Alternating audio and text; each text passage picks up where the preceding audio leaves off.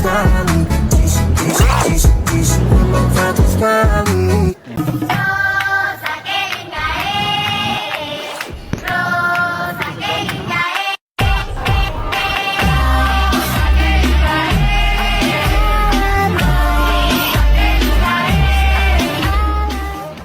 Check mic.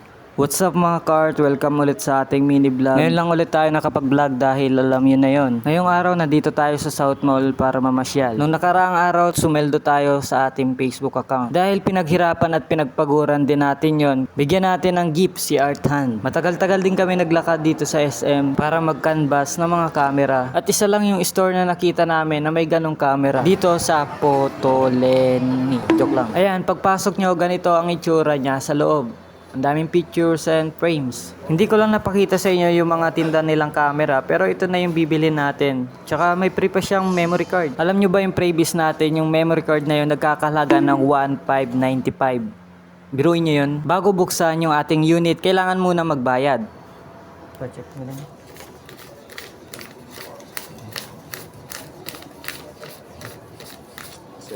So yun, nasold na natin yan.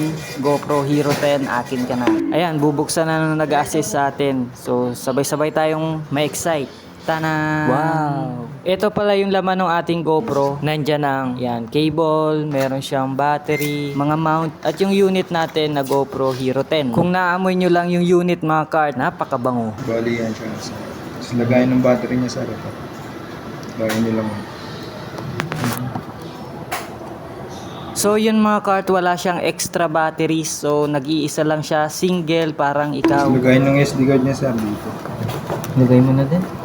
Pinalagay ko na rin yung SD card niya mga ka-art na 128GB. Sabi ni kuya habang ginugupit niya yan, napaka-solid daw niyang SD card na yan.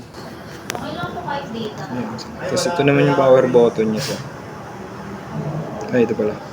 Ayan, medyo excited tayo dyan dahil makikita na natin yung quality ng camera.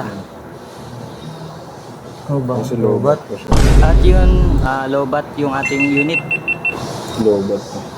So yun mga kart, dahil lobat yung battery niya, yun, napagdesisyonan ko na hindi na siya bilhin. Kaya yun ang ginawa ni kuya, binalot niya na, nilagay sa kahon.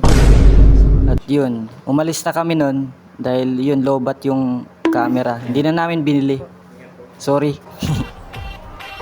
Siyempre, joke lang yun at shoutout sa'yo sir. Yan, thank you sa pag-assist sa atin. And yun, good luck. And yan, mag-vlog na tayo. Teka lang, hindi kompleto yung ating outro kung wala yung. So yun lang, peace. Diz, limang fatos skali.